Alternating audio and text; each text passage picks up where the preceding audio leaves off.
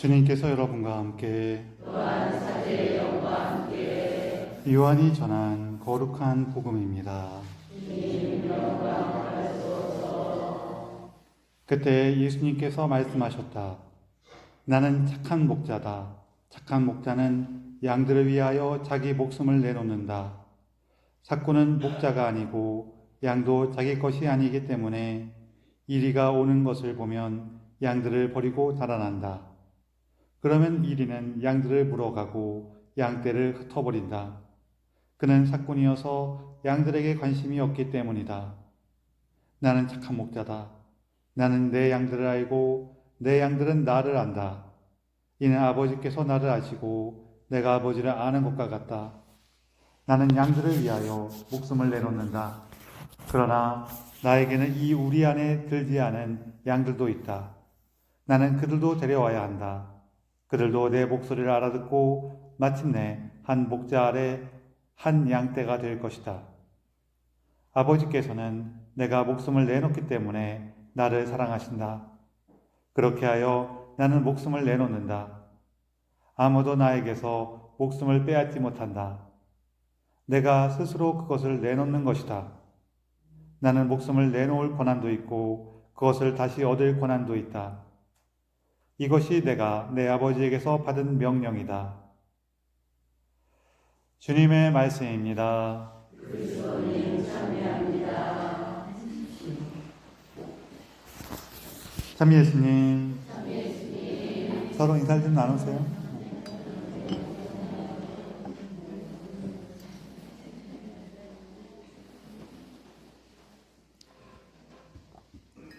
이제 제가 이 본당에 온 지 이제 2년이 거의 다 돼가니까 이제 하는 얘기들 중에서 좋아하는 얘기는 막 여러 번씩 했어요. 한 번 더 들으세요, 그냥. 요즘에는 이런 일 잘 없고, 요즘에 전철 타고 버스 타고 막 특히 서울 가보면은 이렇게 전광판에 몇 번 버스 올려 몇 분 걸린다고 딱 표시가 다 되더라고요. 엄청 좋아졌어요. 네, 제가 어릴 때만 해도 버스 타러 이렇게 어디 가면은 버스가 한참 동안 안 오다가 같은 번호 버스가 막 두대 세 대가 나란히 올 때도 있고 막 그랬어요. 그쵸? 그때도 어떤 사람들이 이제 서울 교회로 나가서 뭔가 일을 좀 하다가 돌아올 일이 있었는데 이제 버스를 기다려도 너무 안 오는 거예요. 한참을 기다려 안 오니까 야, 안 되겠다. 기차 타고 가자고 기차를 탔어요. 기차를 타고 이제 여기서 막 출발하는데 기차에서 보니까 버스 세대가 나란히 오는 거예요. 그거 보면은 좀 속상하겠어요? 안 속상하겠어요? 이렇게 오래 기다렸는데 기다리다 못 참아갖고 기차를 tas는데 이제야 버스가 저렇게 나란히 오다니 하면서 사람들이 막 이렇게 불평도 하고 화도 내고 막 그러고 있는데 한 분만 지그시 웃는 거예요. 씩 웃는 거예요. 그러면서 하는 말이 그래도 기차가 더 길지. 이제 버스 세대가 와봤자 기차가 더 길죠. 오늘 우리 일독서에 보면은 이제 베드로 사도가 이제 예루살렘에 있는 공동체한테 이방인들하고 만났던 얘기에 대해서 이제 자기를 변호하는 내용이 들어있어요. 우리가 사도행전에 있는 장면들이나 내용들을 그냥 이렇게 쭉 써 있으니까 읽다 보면 이런 일이 있었구나 하고 넘어갈 수가 있는데 사실 오늘 독서에 있는 이 장면은 우리 그리스도교에 있어갖고 굉장히 중요한 순간이에요. 정말로 결정적인 순간 중에 하나예요. 이게 어떤 일이냐면은 이제 베드로 사도가 예루살렘에 갔더니 그 공동체에 있는 사람들이 왜 이방인들과 함께 그 집에 들어가서 밥을 먹었냐고 사람들이 막 뭐라 그래요. 이게 왜 문제가 되냐면은 유다인들은 이방인들하고 서로 어울리질 않았어요. 왜 어울리지 않았냐? 그들은 사실 세상의 대부분의 민족들이 이런 어떤 태도를 갖는데 우리도 옛날부터 중국 한 1000년 정도 전부터는 저 중국이 세계의 중심이고, 중국이란 나라가 있는 건 아니죠. 중국이란 나라는 지금 있는 거고, 그때에는 뭐 당나라, 송나라 뭐 이런 나라들이었으니까 거기가 세계의 중심이고, 그리고 우리나라는 그 문명의 이 수혜를 받은 나라고, 그렇지 않은 나라들, 다른 나라들은 뭐예요? 다 뭐라고 불렀어요? 오랑캐라고 불렀어요. 사실 이것도 살짝 따져보면 좀 웃긴 얘기긴 한데, 중국에서 보면 우리도 오랑캐인데, 오랑캐가 또 다른 애들은 오랑캐라 그래. 그렇게 돼.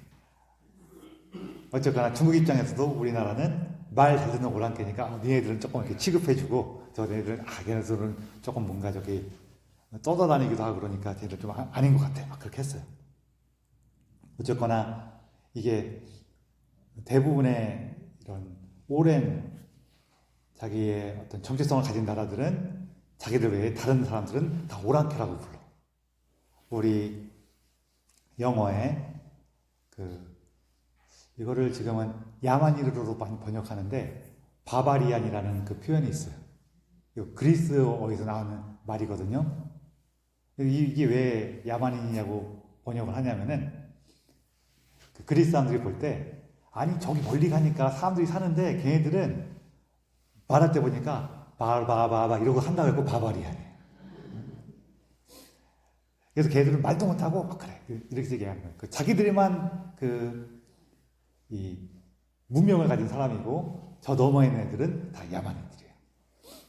그래서 우리 이제 번역하다 보니까 그렇게 된 것도 있긴 있는데, 우리 시편에 보면은 어떤 게 나오냐면은 이스라엘이 이집트를 떠나서 올 때, 야곱 집안이 야만족을 떠나서 올 때 이렇게 써 있어요. 근데 이게 너무 웃긴 말이에요. 왜냐하면은 이스라엘이 이집트를 떠나서 올 때 누가 야만족이었을까요? 이집트가 야만족이었을까요? 이스라엘이 야만족이었을까요? 누가 봐도 이스라엘이 야만족이란 말이에요. 왜? 이집트는 그 당시 기준으로 이제 기원전 1500년 뭐 그때쯤 기준에서는 전 세계에서 가장 문명이 발달한 나라 중에 하나고, 이스라엘 사람들은 저기 사막에 떠돌아다니는 그런 사람들란 말이에요. 그런 사람들이어갖고 이제 이스라엘 사람들이 히브리 사람들이라고 부르는데, 추정하기로는 이 히브리라는 말의 어원이 된 말이 뭐냐면은 하비루, 하피루 이런 말이라고 얘기하는데, 그것도 여러 가지 얘기가 있어요. 근데 그 중에 하나가 뭐냐면은 이 하비루, 하피루라는 이게 무슨 뜻이냐면은 저기 불황자, 불황자, 저기 거짓대, 뭐 집도들도 없이 떠돌아다니는 떠돌이들, 뭐 그런 의미들 아닌데, 그 일정치 않은 그 정도가 아니라 이렇게 낮춰 부르는 말이에요. 아우 저 애들 뭐 제대로 변변치 않은 것도 못하고 저렇게 떠돌아다니는 그 강도떼들 막 이런 느낌이에요. 그렇게 부르던 사람들이 이집트를 뭐라 그래요? 야만족이라고 불러요. 지금은 그 번역을 좀 바꿔갖고 다른 말을 쓰는 사람들이라고 그 번역을 바꿨어요. 야곱 집안이 다른 말을 쓰는 사람들을 떠나가며 뭐 이런 식으로 바꿨어요. 표현을 바꿨는데, 근데 사실은 이스라엘 기준에서는 야만족이 맞아요. 이집트의 문명이 아무리 발달했어도 야만족이라고 불렀어. 왜 그럴까요? 하느님을 모르기 때문에. 걔들이 아무리 지금 우리가 봐도 와 대단하다 하는 그런 놀라운 문명을 일으켰다고 하더라도, 놀라운 건축물과 화려한 이 문화를 만들었다고 하더라도 그들은 야만족이에요. 왜? 하느님을 모르기 때문에. 이스라엘 기준에서 그래요. 이게 이 다른 민족 사람들을 이렇게 낮춰서 보는 거는 어디나 다 사람들의 기본적인 태도긴 한데, 그 중에서 이스라엘의 태도는 기본적인 방침이 뭐냐면은, 하느님을 알면은 걔는 사람이고, 걔는 제대로 된 사람이고, 하느님을 모르면은 야만족이에요. 야만.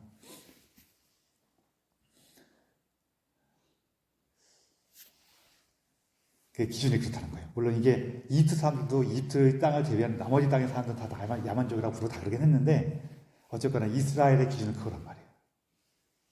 근데 그 이스라엘 사람이 이제 다른 민족 사람들하고 만났어. 그럼 어떻게 될까요? 나는 하느님을 알고 얘는 하느님을 몰라. 그러면은 내가 부정을 타요. 우리가 이제 더러워진다라고 표현하는데 이 더러워진다는 게 옛날 기준에서는 우리는 어때요? 여러분들 여기 그 5만 원짜리 지폐에 탁 떨어져 갖고 돼지가 밟고 갔어. 그럼 여러분 이거 그냥 버려요? 아니면은 주워서 씻어서 써요? 그냥 씻어 쓰죠? 왜요? 돼지가 밟고 가면 깨끗해요, 더러워요? 좀 더러워지긴 했지만 이거는 그냥 위생적으로 물리적으로 더러워진 거지 5만 원에 문제가 생긴 건 아니잖아요, 그렇죠? 아니에요? 아니 밟았다 그러니까 돼지가 한번 물었어, 돼지침이 묻었어. 그럼 이거 그 5만 원 버려요? 아니면은 씻었어요? 그런 거예요. 그냥 물리적으로 더러워진 거지 이 5만 원에 문제가 생긴 건 아니란 말이에요, 그렇죠? 근데 옛날 이스라엘 사람들은 그 구분을 하지 않았어요. 구분하지 않아. 이거는 근데 물론 이 사람들이 기준에서 더러워졌다는 거는 지금 제가 돼지로 얘기를 들었잖아요. 돼지는 부정한 동물이야. 돼지는 더러운 동물이야. 저주받은 동물이야. 그렇기 때문에 돼지가 물은 5만 원은 이건 어떻게 된 거예요? 저주받은 돈이 된 거야. 뭐 어떻게 해야 돼요? 버려야 돼. 그런 거예요. 그래서 이제 이 옛날 사람들, 이 옛날 이스라엘 사람, 특히 옛날 이스라엘 사람들 기준에서는 이렇게 더러워진 거하고 이게 부정을 탄 거하고 저주받은 거하고 그게 구별되지 않았어요. 그러다 보니까 이방인하고 만나면은 이 사람들은 이렇게 부정한 것들, 하느님을 모르기 때문에 부정하고 더러운 것들을 가까이 하는 사람들이에요. 그러면 그 사람들하고 내가 같이 만나면은 어떻게 돼요? 그 더러움이 나한테 또 얼마? 더군다나 그 사람의 집에 가갖고 음식까지 같이 먹었어. 그럼 어떻게 돼요? 이거는 완전 더러워진 거예요. 그냥 길 가다가 멀리서 잠깐 얘기만 한 정도가 아니라 그 집에 가갖고 그 집 안에 들어가서 같이 밥까지 먹었으면은 완전 더러워진 거예요. 그래서 어떻게 그럴 수 있냐고 막 따지는 거예요. 그랬더니 이 베드로 사도가 그때 있었던 일들을 막 얘기를 해주는데 어떤 일이 있었냐면은 먼저 베드로 사도가 당시 있던 집에서 이제 옥상에 올라가서 기도를 하고 있었는데 하늘에서 뭐가 내려와요? 이 베드로 사도가 단식하면서 기도했기 때문에 시장한 상태였는데 하늘에서 뭐가 내려온 거예요. 봤더니 큰 아마포로 만든 그릇 같은 게 있고 그 안에 온갖 동물이 다 들어있었대요. 독서에 써있는 대로 사실 이 독서는 두 번 나와요. 두 번. 한 번 베드로 사도가 체험할 때 한 번 나오고 여기서 다시 한번 베드로 사도가 증언할 때 한 번 또 나와. 같은 얘기가 두 번 연속해서 나오단 말이에요. 여러분들 이렇게 같은 얘기를 두 번 할 때에는 나도 어떤 얘기 할 때 똑같은 얘기를 여러 번 하면은 두 가지 경우죠.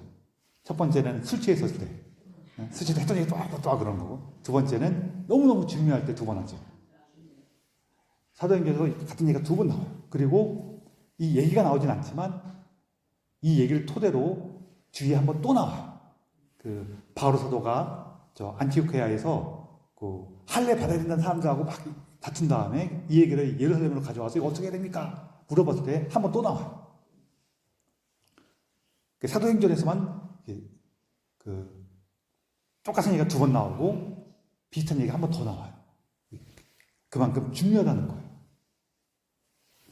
그 아마포 같은 철이 내려오는데 거기에 온갖 동물이 다 들어있어. 그러면서 하늘에서 소리가 들려요. 베드로야 잡아서 먹어라. 그랬더니 베드로가 뭐라 그래요? 아우 저는 부정한 것이라고는 입에 대본 적이 없습니다. 그랬더니 하느님께서 뭐라 그래요?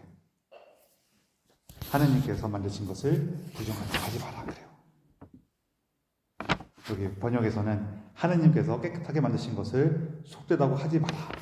이게 속되다는 게 우리 이미지에 좀 더 가깝지만 하느님께서 깨끗하게 만드신 것을 더럽다고 하지 마라. 이거 다시 한 번 말씀드리지만 예수님 시절에는 더럽다, 속되다, 부정하다, 저주받았다 거의 같은 뜻이에요. 베드로 사도가 이걸 보면서 도대체 이게 무슨 소린가? 우리 분명히 율법에는 먹을 수 있는 것, 먹을 수 없는 것, 깨끗한 것, 더러운 것, 정한 것, 부정한 것 이게 다 돼 있는데 왜 그런 걸 신경 쓰지 말라 그러나? 하고 이상하게 다 하고 있는데 사람이 와요. 사람이 와서 코르넬리우스라는 사람이 당신을 부른다는 연락이 왔어요. 그래서 베드로 사도가 그때 깨달아요. 이게 이 얘기구나. 가봤더니 뭐라고 하냐면은 자기가 성령을 받는데 당신을 만나라고 했다. 그 얘기를 하는 거예요. 베드로 사도가 참 하느님께서 뭘 하시려고 그러나 하면서 예수님에 대한 얘기를 했더니 어떤 일이 벌어져요? 그 집에 성령이 내려와요. 성령만큼 분명한 하느님의 뜻이 없단 말이에요. 구원을 표현하는 그 표지가 없단 말이에요. 그럼 이 사람들은 지금 이방인이지만 구원을 받은 거예요? 안 받은 거예요? 받은 거예요. 그럼 하느님 볼 때에는 괜찮다는 거예요? 안 괜찮다는 거예요? 괜찮다는 거예요. 이게 당시 이스라엘에서는 뭐가 있었냐면은 이스라엘 사람들이 이제 이방인들 중에서 이스라엘 사람들하고 접촉을 하면서 야 니네 하느님이야말로 참된 하느님이구나 하는 사람들이 생길 수가 있어요. 그럼 어떻게 해야 될까? 너는 우리 하느님을 참된 하느님이라고 믿더라도 또 이방인이기 때문에 글렀어. 안 돼. 그게 아니라 그래? 그럼 너 율법을 지키고 할례를 받아. 이 사람이 율법을 지키고 할례를 받으면은 이 사람은 구원받은 그 사람들에 포함이 된단 말이에요. 그래서 이때 이제 그리스도인들 사이에서는 어떤 생각이 있었냐면은 이방인들이 예수님을 믿어? 그럼 어떻게 해야 되냐면은 먼저 율법을 지키고 할례를 받은 다음에 그 다음에 예수님을 믿어 이렇게 했어요. 그래서 나중에 바울 사도하고도 막 문제가 벌어진 게 그것 때문에 문제가 벌어진 거예요. 근데 베드로 사도는 뭐라 그래요? 야, 내가 봤더니 성령이 언제 왔어요? 율법을 지키고 할례를 받고 그 다음에 성령이 왔어요? 아니면은 그거랑 아무 상관없이 성령이 왔어요? 아무 상관없이 성령께서 오셨단 말이에요. 그러면 그 문제 안 되는 거 아니야?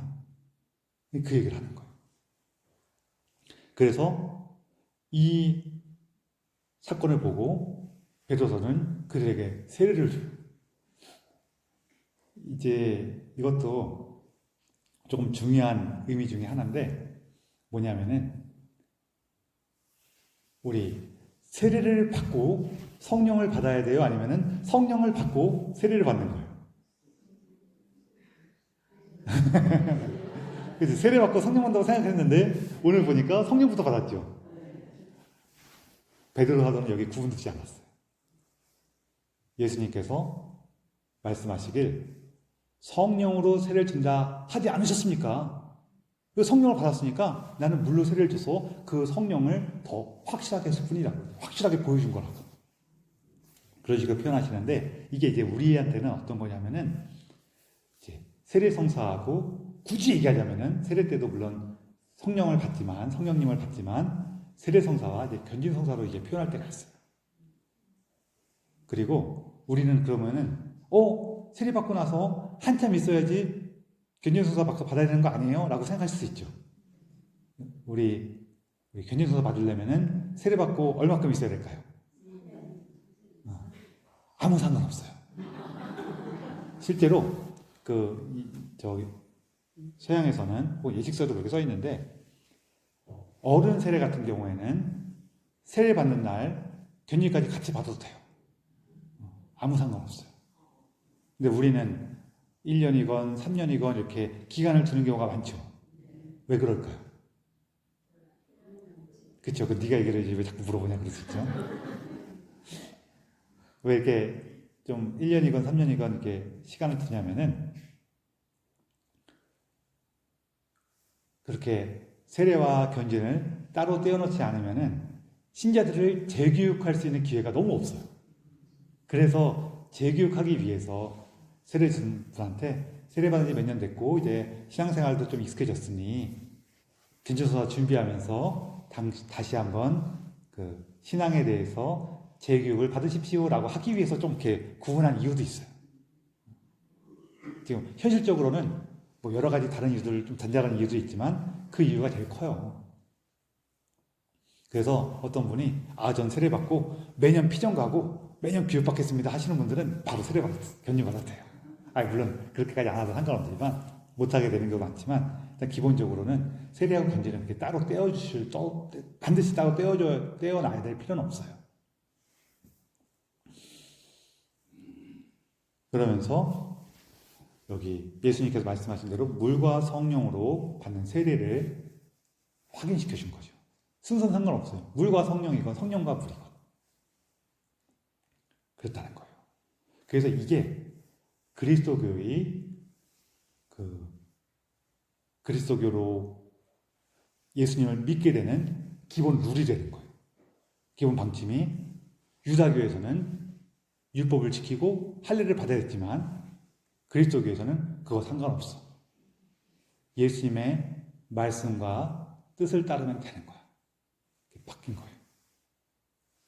그래서 이게 여러 가지로 중요한데 그 중에 하나는 이런 사건이 없었으면은 우리가 지금 같은 모습으로 예수님을 믿지 못했을 수 있어요. 예수님 믿으려면 일단 기본적으로 율법 다 지켜야 되고 할례도 받아야 돼. 그리고 그 이전에 그리스도교가 원래 유다인들의 규칙을 여전히 지켰으면은 지금처럼 세계 종교가 되지 못했을 거예요. 전 세계로 퍼져나가고 많은 사람들을 포용하지 못했을 거예요. 그리고 또 이제 우리 좀 간단하게 우리가 이렇게 체험할 수 있는 것 중에 간단한 거 뭐 있냐면은 삼겹살 못 먹어요.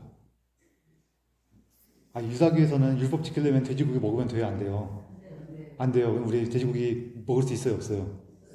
지금은 먹을 수가 있지만 유다교의 율법을 지키면서 예수님을 믿어야 된다 그러면은 돼지고기 먹을 수 있어요, 없어요? 우리나라에서 큰일 났겠죠? 성당 나오면은 저 삼겹살 못 먹는다 그러면 어떻게 되겠어요? 난리 날 거 아니에요? 그리고 또 다른 것들이 있는데 뭐냐면은 우리가 하느님을 믿고 따를 때 있어갖고 내가 어떤 규칙이나 생활을 잘 지켰기 때문에 구원받는다는 게 아니라는 거예요. 우리의 구원은 우리가 예수님 믿고 따르게 된 것은 그분께서 우리에게 베풀어 주신 사랑과 자비예요. 먼저 나를 알아보시고 나를 부르신 거예요. 그래서 오늘 복음에서는 어저께 예수님께서 착한 목자 이야기가 이어서 나오는데 오늘 복음엔 인상 깊은 게 두 가지가 있어요. 하나는 사실 세 가지인데 하나는 참된 목자와 삭군에 대한 얘기가 나와요. 이거는 참된 목자는 우리를 이끌어서 생명에 이르게 하고 당신 자신의 목숨을 바치신다는 거예요. 그런데 이 삭군은 양이 자기 양이 아니기 때문에 양보다는 자기 목숨이 소중해요. 당연한 거죠. 이게 뭐가 있느냐? 거짓된 지도자들이 될 수도 있지만 또 하나 뭐가 있냐면은 우리 안에 있는 너무 완고한 생각들. 이 완고한 생각들은 이제 사람은 이렇게 살아야 돼. 사람이라면 저렇게 하면 안 되지. 라는 모습으로 우리에게 나타나거든요. 근데 얘네들이 원래는 나를 살리기 위해서 있는 거예요? 죽이기 위해서 있는 거예요? 살리기 위해서 있는 거예요. 사람이라면 조금 너그럽게 하는 게 좋지. 좋아요, 안 좋아요?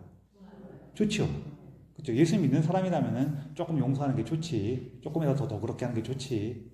좋은 거란 말이에요. 그런데 이게 너무너무 세지면 어떻게 되냐면은 예수님 믿으면은 미워해서는 안 돼. 용서해야 돼. 이런단 말이에요. 근데 내가 살다 보면은 가끔 미워할 때도 생겨요, 안 생겨요? 근데 이 마음이 너무 강하면은 네가 그런 마음 먹으면은 예수님이 널 미워할 거야. 널 저주받을 거야. 너 지옥 갈 거야. 막 그런단 말이에요. 마음속에서. 그럼 어떻게 돼요? 내가 예수님이 더 좋아지고 예수님과 가까이 가게 돼요? 아니면은 예수님이 무서워서 좀 멀어지게 돼요? 멀어지게 돼요. 이게 사건이라는 거예요. 얘는 이 규칙을 지켜야 돼라는 자기가 살기 위해서 나를 죽여요. 나한테도 그렇고 내가 다른 사람을 대한 태도도 그렇게 해야 돼. 어떤 사람이 되게 거슬리는 뭔가를 해. 아유, 사람이 저렇게 살면 안 되지. 어떻게 저렇게 못된 사람이 있을 수가 있겠어? 아니, 그렇게 못된 사람은 세상에 더 많아요. 그게 아니죠. 아유, 저 사람이 내가 감당하기에는 너무 거칠게 하네. 나는 저 사람이 좀 싫으네. 뭐 그럴 수 있는 거 아니에요. 이거하고 아, 저 사람이 하는 게 내 마음에 안 들어. 나는 저 사람을 감당하기 좀 어렵네. 나는 저게 싫으네. 이거하고 저 사람은 못된 사람이야. 상종도 하지 말아야 돼. 이거하고는 다른 거라는 거예요. 첫 번째는 그럴 수도 있어요. 이거는 첫 번째 같은 경우니까 아, 저 사람 난 너무 부담스러워. 싫어. 아, 가까이는 좀 어려워. 이거는 상대방이 훌륭하건 나쁘건 그럴 수 있어요. 상대방이 너무 훌륭해도 아우, 저 사람이 그래서 너무 부담돼. 아, 난 좀 싫어. 이럴 수 있어요. 안 그래요? 그래요. 그럴 수 있죠. 이거는 그 사람 문제예요, 내 문제예요? 내 문제예요. 아, 내가 좀 왠지 조금 이렇게 이제 눈치 보이기도 하고 내가 조금 이렇게 부족한 모습도 있고 해갖고 아, 좀 어렵네. 그럴 수도 있죠, 뭐. 반대로 되게 못난 사람이 있어도 아이고, 내가 좀 이제 좀 돌봐주고 좀 도와주고 그러면서 지낼 수도 있는데 반면에는 아, 저 사람 저렇게 하는데 아, 너무 제가 자꾸 나한테 뭐 아까 기대고 뭐 얘기하는 거 좀 피곤해. 아이고, 오늘 좀 멀리하고 싶어. 그것도 그 사람 문제예요, 내 문제예요? 내 문제예요. 내 문제지만 뭐 그럴 수 있는 거죠. 근데 그 잘난 사람 보면은 아, 지가 얼마나 잘나죠? 잘난 척하면서 저래. 아이고, 얼마나 잘났나 보자. 그러면서 상대방 탓을 한다든지. 반면에 좀 부족한 사람한테는 그래요. 아, 쟤는 너무 생각도 없고 뭐 어떻게 저렇게 살 수가 있어? 하면서 막 그래. 이거는 마치 내가 사는 것처럼 보이지만 사실 다 죽여요. 이런 것들도 사건의 한 가지 모습이에요. 그러면서 예수님께서 착한 목자로서 뭘 얘기하시냐면은 이 우리 안에 있지 않은 다른 양들도 데려와야 한다. 이 얘기를 하세요. 그게 오늘 독서에 나왔던 거랑 비슷하죠. 아, 우리가 생각할 때에는 이 사람들만 구원받을 수 있을 것 같은데 그렇지 않은 다른 사람들, 부족하거나 연약한 모습이 있는 사람들, 아, 그들도 그런 모습을 갖고 있구나. 하느님께서는, 예수님께서는 그들에게도 너그러우시구나. 나는 제가 못마땅하지만 예수님은 쟤한테도 저 친구한테도 너그럽구나. 아이고, 내가 부족해서 저 친구를 받아들이기가 좀 어렵네. 그럴 수도 있는 거 아니에요. 그러면서 거기서 좀 더 용기가 난다면은 나는 저 친구가 마음에 안 들지만 예수님께서는 괜찮다고 하시니 조금만 따뜻하게 대해보자. 그럴 때는 여러분 따뜻하게 대하는 건 좋은데 한쪽으로는 조금 조심스러운 마음도 가지세요. 이게 무슨 뜻이냐면은 나는 내 마음은 그 친구가 조금 꺼려지지만 예수님께서 사랑하시니 나도 그냥 좀 노력을 해보자. 이거를 기억하지 못하면 어떻게 되냐면은 그래, 그럼 나도 사랑해야 되는구나 하면서 막 이렇게 살아가다가 나중에 뒤통수 맞아요. 좀 조심을 해야 돼요. 조심하라는 게 나는 저 친구가 꺼려지고 있어. 그냥 이걸 기억하는 정도면 웬만큼은 괜찮아요. 내가 꺼려지고 있다는 거는 두 가지를 조심할 수가 있는데, 하나는 내가 아무리 좋은 마음으로 예수님의 뜻이겠구나 하면서 가더라도 내 마음속에 꺼려지는 게 있으면은 태도나 말이 부자연스러워요. 그때 상대방도 뭔가 뻣뻣할 수가 있거든요. 왜 내가 좀 이렇게 이러고 있구나 하면은 상대방이 뻣뻣한 것도 이해가 되죠. 나도 뻣뻣하게 대하니까 계속 뻣뻣하게 대하는 거지. 그런 것도 좀 이해가 되면서 내 말이나 행동을 좀 조심할 수도 있고, 다른 한편으로는 내가 저 친구 왜 이렇게 거북했을까? 내 이런 나의 그 열등감이라든지 죄책감을 저 친구가 자극하는구나. 그러니까 내 안에 있는 상처들을 저 친구가 자극하는구나. 혹은 내 안에 있는 경계심을 저 친구가 자극하는구나. 그걸 같이 기억하는 거예요. 그래서 내 경계심이 틀리면 그건 기쁜 일이고, 내 경계심이 맞으면 내가 좀 신중하게 대했으니까 그래, 좀 조심할 수 있고 그런 거죠. 그런 부분도 좀 있어요. 물론 어떤 분은 덥석했다가 상처받고 그러다가 또 덥석했다가 상처받고 이렇게 하는 것도 기운이 있으시면 괜찮아. 그거 나쁜 건 아니에요. 근데 힘들어 그것도. 그건 기운이 있으신 분들 좀 해보세요. 괜찮아요. 잘못하는 건 아니에요. 그런 분들은 마지막 나오는 부분이 있는데, 예수님께서는 이 착한 목자는 목숨을 내놓기 때문에 아버지께서 그를 사랑하시고 그는 자기 생명을 다시 얻는다라고 하시는 거예요. 우리가 이 목숨을 내놓는다는 거에 대해서 좀 전에 방금 전에 덥석덥석 하시는 분들 같은 경우도 하느님 안에 머무르면서 힘이 많으시면은 많이 좋아요. 근데 그러지 못하신 분들도 조심을 하면서도 그래 내가 조심하지만 그래도 조금만 더 그렇게 한 번만 좀 더 자비롭게 해보자.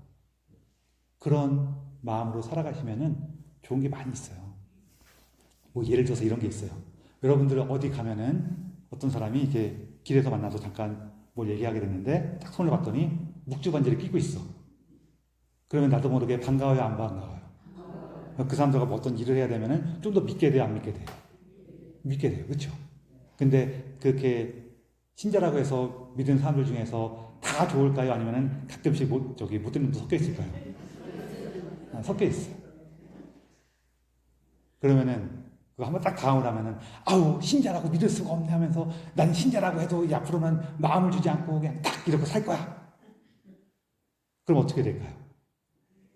그럼 힘들어요. 왜냐면은요, 내가 어떤 신자라고 믿어갖고 딱 된통 당할 수가 있긴 있거든요. 근데 내가 신자라고 이렇게 좀 더 믿고 좀 더 친근하게 했을 때 좋은 사람 만난 사람은 더 많단 말이에요. 그냥 한 가지 예를 들자면은 내가 신자라고 했을 때 딱 덥석 믿었을 때 8명한테는 도움을 받고 2명한테는 뒤통수를 받았어. 그럼 여러분 2명 때문에 8명을 안 만날 거예요? 그러지 않잖아요. 그래서 2명만 딱 보면은 내가 죽는 것처럼 보이지만 사실은 8명의 좋은 사람을 만난단 말이에요. 이 비율은 제가 그냥 대충 정한 거예요. 그래서 우리가 막 덥석덥석까지는 저도 권하지 않아요. 우리가 덥석덥석 하기에는 생각보다 우리가 약해요. 그래서 좀 권하진 않는데 그래도 예수님을 기억하면서 내가 삶을 조금 나눌 수 있고 내가 갖고 있는 기준이나 생각을 조금 이렇게 느슨하게 완전히 내려놓으라는 얘기는 아니고요. 이렇게 느슨하게 하면서 기다릴 수 있으면은 우리가 얻게 되는 거 훨씬 많아요. 그래서 여러분 오늘 우리가 특별히 독서 안에서 우리 교회를 이끌어갔던 새로운 모습들, 우리 교회의 결정적인 순간이 있었구나 하는 것과 이 사도들 시대에도 예수님께서 이렇게 가르쳤으니까 이렇게만 살아라 한 게 아니라 예수님 말씀 안에서 살아가기 위해서 많은 고민과 노력과 도전을 했었구나 하는 같이 기억하는 거예요. 그리고 우리가 그 안에서 착한 목자이신 예수님의 목소리와 말씀 안에서 힘을 얻고 새롭게 나아갈 때 거기에 우리 생명이 있겠구나 하는 것을 기대하시고 기뻐하시면서 항상 주님의 목소리를 알아주시기를 청하며 이 미사를 봉헌합시다.